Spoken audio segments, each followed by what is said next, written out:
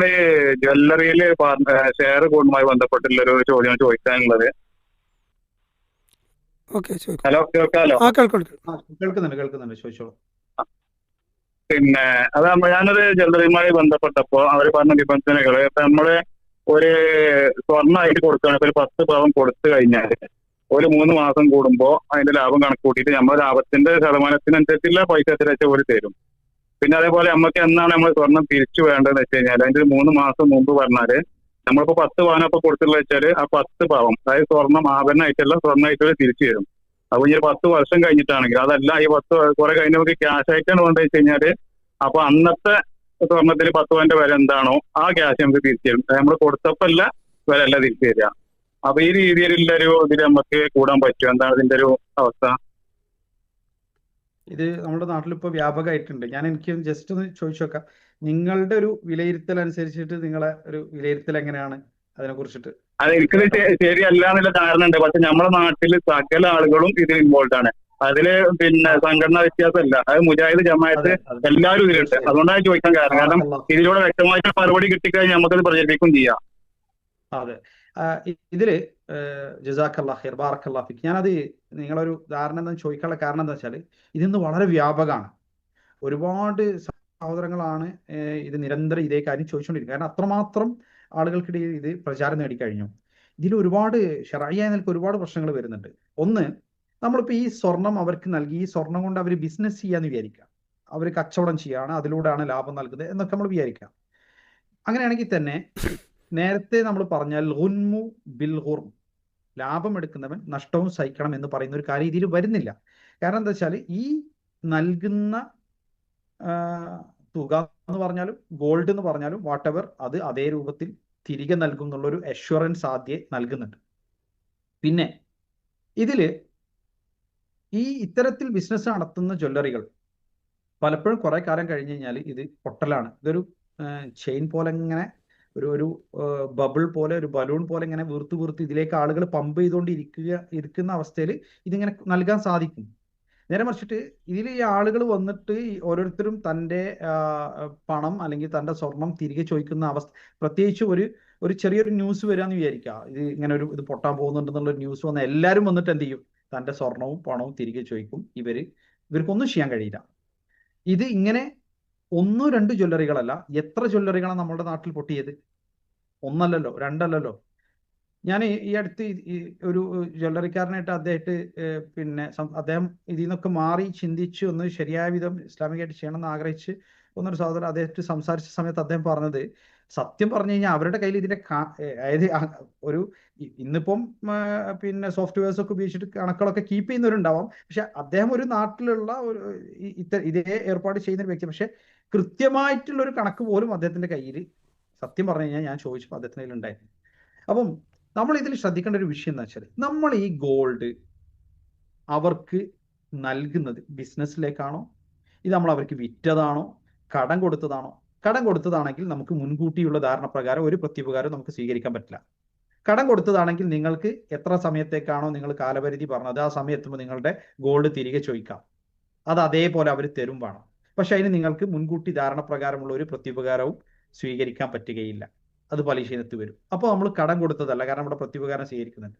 ബിസിനസ്സിലേക്ക് നൽകിയതാണ് എന്ന് പറഞ്ഞു കഴിഞ്ഞാൽ ഞാൻ ഒന്നുകിൽ ഈ ജ്വല്ലറിയുടെ മൊത്തം ഒരു ഷെയർ നിശ്ചയിക്കുകയും ഈ ജ്വല്ലറിയുടെ ഇപ്പോൾ നിലവിലുള്ള അതിന്റെ മൂല്യം നിശ്ചയിക്കുകയും ഇത്ര വീതം തുക നൽകുന്നവർക്ക് അല്ലെങ്കിൽ ഗോൾഡ് ആയിട്ടോ ക്യാഷ് ആയിട്ടോ ഇൻവെസ്റ്റ് ചെയ്യുന്നവർക്ക് ഞങ്ങൾ ഇത്ര പാർട്ട്ണർഷിപ്പ് കൊടുക്കാന്ന് പറയുന്ന ഒരു ബിസിനസ് രീതി, അതും നമുക്ക് ശരഈയായിട്ട് നമുക്കൊരു കരാറൊക്കെ വെച്ച് കൃത്യമായ പാർട്ട്ണർഷിപ്പ് കോൺട്രാക്ട് ഒക്കെ വെച്ചിട്ട് അങ്ങനെ വരുന്നതാണെങ്കിൽ നമുക്ക് അനുവദനീയം എന്ന് പറയായിരുന്നു.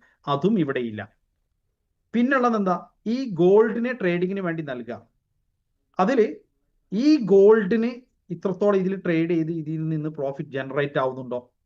ഇനി പ്രോഫിറ്റ് ജനറേറ്റ് ആയില്ലെങ്കിലും ഇവർ ഈ ലാഭം നൽകേണ്ടി വരുന്നില്ലേ? ഇനി ലാഭം നൽകുന്നില്ല എന്ന് വിചാരിക്കുക, നഷ്ടം ഈ നൽകുന്ന വ്യക്തി സഹിക്കേണ്ടി വരുന്നുണ്ടോ? സഹിക്കേണ്ടി വരുന്നില്ല. അപ്പൊ അതുകൊണ്ട് തന്നെ ശരഈയായ യാതൊരു മാനദണ്ഡവും പാലിക്കാത്ത കേവലം ഒരു നാട്ടിൽ ഇങ്ങനെ ആളുകൾ എന്താ പറയുക, ക്യാഷ് റോൾ ചെയ്യാൻ വേണ്ടിയിട്ട്, പൈസ റോൾ ചെയ്യാൻ വേണ്ടിയിട്ട് അവരുടെ ഒരു ചിന്തയിൽ ഉദിച്ച ഒരു സംഗതി മാത്രമാണത്. മതപരമായി അനുവദനീയമല്ല. അത്തരത്തിലുള്ള ബിസിനസ്സുകൾ ചെയ്യുന്ന സഹോദരങ്ങൾ ഉണ്ടെങ്കിലും ശ്രദ്ധിക്കുക, അതിലേക്ക് ഇൻവെസ്റ്റ് ചെയ്യുന്ന ആളുകൾ ഉണ്ടെങ്കിലും ശ്രദ്ധിക്കുക. ഇസ്ലാമികമായി അനുവദനീയമല്ല. നിഷിദ്ധാണെന്ന് പറഞ്ഞാൽ അതിന്റെ പ്രത്യാഘാതം എന്താ? കുല്ലു ലഹ്മിൻ നബത മിൻ സുഹ്തിൻ ഫന്നാറു ഔലാ ബിഹി. അനർഹമായ ധനത്തിൽ നിന്നാണ് നമ്മുടെ ഇറച്ചി ഉണ്ടാകുന്നതെങ്കിൽ അതിന് ഏറ്റവും അനുയോജ്യം നരകമാണെന്നുള്ള ഹദീസാണ്. അപ്പൊ ഇത് പിന്നെ ഇനി നമ്മൾ ഗോൾഡ് അവർക്ക് വിറ്റതാണെന്ന് പറയുകയാണെങ്കിലോ, ആ വിൽക്കുമ്പോൾ അതിന്റെ ഒരു വില നിശ്ചയിച്ചിട്ട് അപ്പോൾ കൈമാറണം എന്ന ശർഈയ നിയമം. അപ്പൊ ഇതില് പിന്നെ ഇതിന്റെ മറ്റു അപകടങ്ങൾ ഈ കച്ചവടക്കാരനെ സംബന്ധിച്ചിടത്തോളം അപ്പോൾ ഈ ഗോൾഡ് കിട്ടുമ്പോൾ ഒരു റോളിങ്ങിന് ഒരു ആശ്വാസം കിട്ടി, കുറച്ച് സ്വർണ്ണം അവർക്ക് കിട്ടി, ഇവിടെ ട്രേഡ് ചെയ്യാൻ കച്ചവടം ചെയ്യാനുള്ള ഒരു ആശ്വാസം കിട്ടി. ഇനി ഈ ഗോൾഡിന്റെ മൂല്യം പിന്നീട് വർദ്ധിച്ചു അല്ലെ, ആ മൂല്യം ഇയാൾ എന്ത് ചെയ്യണം? ഈ നൽകിയ വ്യക്തിക്ക് തിരികെ നൽകാൻ അയാൾ ബാധ്യസ്ഥനായിത്തീരും. അതോടൊപ്പം ഇവിടെ ഈ പ്രോഫിറ്റ്സ് എന്ന് പറഞ്ഞിട്ട് ഇതും കൊടുക്കണം. മൂല്യം കുറഞ്ഞാലോ സ്വാഭാവികമായിട്ടും അപ്പോഴും എന്ത് ചെയ്യണം? ഈ നേരത്തെ വാങ്ങിച്ച മൂല്യം എത്രയാണോ ആ മൂല്യപ്രകാരമുള്ളത് തിരിച്ചു കൊടുക്കണം എന്നാണ്. ആ വില പ്രകാരമുള്ളത് തിരിച്ചു കൊടുക്കണം എന്നാണ് മൂല്യം. അതുകൊണ്ടാണ് മൂല്യം കുറയുന്ന അവസ്ഥ ഒരിക്കലും വരില്ല എന്ന് പറയുന്നത്. അപ്പൊ ഇതിൽ പൂർണ്ണമായ നഷ്ടം എന്ത് വന്നാലും ഈ കച്ചവടക്കാരൻ സഹിക്കണമെന്നും അത് അയാൾ തന്നെ ഞാൻ സഹിച്ചോളാം നിങ്ങൾ ഇങ്ങോട്ട് തന്നോളൂ എന്ന് പറയുന്നു എന്നുള്ളതാണ് ഇവിടുത്തെ അട്രാക്ഷനായി വരുന്നത്. പക്ഷേ അങ്ങനെ ഒരാൾ സ്വയം പറഞ്ഞാലും സ്വയം ഏറ്റെടുത്താലും അത് ശർഈയായ നിലക്ക് നമുക്ക് അങ്ങനെയുള്ളൊരു ബിസിനസ്സിൽ ഇൻവെസ്റ്റ് ചെയ്യുന്നത് അനുവദനീയമാകുകയില്ല. അത് കൂടുതൽ അടുത്ത് നിൽക്കുന്നത് പലിശക്ക് തുല്യമായ ഒരു വ്യവസ്ഥിതിയോടാണ്. വല്ലാഹു തആല അഅലം. ഉത്തരം വ്യക്തമല്ലോ? ഹലോ പറ്റുമോ? ബാറക്കല്ലാഹു. ഹലോ ഹലോ, ഉത്തരം വ്യക്തമല്ലോ? ഉത്തരം വ്യക്തം. അതിന് ഒരു ചോദ്യം കൂടി നമ്മൾ ചോദിക്കാണ്ടായിരുന്നു. ചോദിച്ചോളൂ. പിന്നെ അതില് പല സുഹൃത്തുക്കളും നമ്മോട് പറഞ്ഞു അവരെ ഭാര്യമാർ ഇത്തരം സ്വർണ്ണടപാടുകൾ കൂടിയിട്ടുണ്ട്. അപ്പൊ അവരുടെ ഭാര്യമാർക്ക് ഇതുപോലെ ക്യാഷ് കിട്ടുന്നുണ്ട്. അപ്പൊ ആ ക്യാഷ് മക്കൾക്കും ഇവർക്കൊക്കെ പല വസ്ത്രങ്ങൾക്കൊക്കെ വാങ്ങാനൊക്കെ ഉപയോഗിക്കുന്നുണ്ട്. അപ്പൊ അത് എന്താണ് അതിന്റെ രീതിയിൽ പലരും ചോദിക്കാറുണ്ട്. അപ്പൊ അത് ഉപയോഗിക്കാൻ പറ്റില്ല കുട്ടികൾക്ക് വേണ്ടിയിട്ട് എന്താണ് വേണ്ടത്? ഒരിക്കലും പറ്റില്ല. പറ്റില്ല എന്ന് മാത്രമല്ല, നമ്മളെ സഹോദരിമാരൊക്കെ ഞാൻ പറയുന്നത് ഇതിലിപ്പോ ഒരുപാട് സഹോദരിമാര് ചെയ്യുന്നുണ്ട് അല്ലെ. സത്യത്തില് ഒരർത്ഥത്തിൽ ഈ സഹോദരിമാരൊക്കെ അവർ നമസ്കരിക്കുന്നവരാണ്. അതേപോലെ ഈ സഹോദരന്മാരും അൽഹംദുലില്ലാഹ് അതൊരു തെറ്റാന്നുള്ള ബോധ്യം അവർക്കുണ്ട്. പക്ഷെ അത് കൃത്യമായി തെറ്റാന്ന് ഒരു പക്ഷെ അവരോട് ആരെങ്കിലും പറഞ്ഞു കൊടുക്കാത്തതുകൊണ്ട് ആയിരിക്കാം അവരതിൽ പെട്ടെന്ന് മനസ്സിലാക്കുന്നത്. കാരണം ഒരു ഈമാനുള്ള പടച്ചറബിനെ ഭയപ്പെടുന്ന ഈ ജീവിതം ശാശ്വതമല്ല, മരണാനന്തര ജീവിതമാണ് ശാശ്വതം എന്ന ബോധ്യമുള്ള ആളുകൾ ഒരു കാര്യം തെറ്റാന്ന് മനസ്സിലാക്കിയാൽ പിന്നെ അവർ വിട്ടു നിൽക്കും. എൻ്റെ അനുഭവം ഞാൻ പറയുന്നത് പൊതുവിൽ. പിന്നെ ഒരു വിഭാഗമുണ്ട്, അവർക്ക് ഹലാലായാലും പ്രശ്നമല്ല ഹറാമായാലും പ്രശ്നമല്ല, ക്യാഷായാൽ മതി എന്നുള്ള രൂപത്തിലുള്ള സമീപനം അവർ നമുക്ക് ചിലപ്പോൾ തിരുത്താൻ കഴിയില്ല. ഇനിയിപ്പോൾ ഹറാമെന്ന് അവർക്ക് ബോധ്യപ്പെടുത്തി കൊടുത്താൽ ചിലപ്പോൾ തിരുത്താൻ സാധിച്ചോളന്നില്ല. നബി സല്ലല്ലാഹു അലൈഹി വസല്ലം പറഞ്ഞു, യഅതി അലൻ നാസി സമാനുൻ ലാ യുബാലിൽ മർഉ മാ അഖദ മിൻ അമിനൽ ഹലാൽ അം മിനൽ ഹറാം. ആളുകൾക്കൊരു കാലഘട്ടം വരും, അവര് ഈ സ്വരൂപിക്കുന്നത് അല്ലെങ്കിൽ അവർക്ക് കിട്ടുന്ന പണം അത് ഹലാലിൽ നിന്നാണോ ഹറാമിൽ നിന്നാണോ എന്നൊന്നും അവർ പരിഗണിക്കാത്തൊരു കാലം. അതങ്ങനെ ആണോ എന്ന് അറിയാൻ പോലും താല്പര്യപ്പെടാത്തൊരു കാലം വരുന്നു. അപ്പോൾ നമ്മളതിൽ ഒന്ന് അവര് ക്ഷമയോടുകൂടി തങ്ങളുടെ ഭാര്യമാർക്ക് അത് കാര്യങ്ങൾ പറഞ്ഞു മനസ്സിലാക്കി കൊടുക്കുക, അതിന്റെ ഗൗരവം ബോധ്യപ്പെടുത്തി കൊടുക്കുക. വീട്ടിൽ തനിക്കോ തൻ്റെ മക്കൾക്കോ വേണ്ടി ആ പണം ഒരിക്കലും ഉപയോഗിക്കാൻ അനുവദിക്കാതിരിക്കുക. വല്ലാഹു തആല ആലം.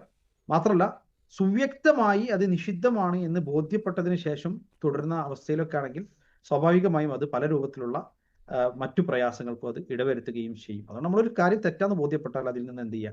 നല്ല നിലക്ക് വിട്ടു നിൽക്കുക. കാരണം നമ്മുടെ പരലോക ജീവിതത്തിന്റെ വിജയമാണ് ഏറ്റവും വലിയ വിജയം എന്ന് പറയുന്നത്. ഭൗതികമായി നമുക്ക് എന്തെങ്കിലും ഒരു പണം അല്ലെങ്കിൽ നേട്ടം കിട്ടി എന്നതുകൊണ്ട് മാത്രം അത് നമുക്ക് വലിയ നേട്ടമാണ് എന്ന് കരുതരുത്. വല്ലാഹു അലം.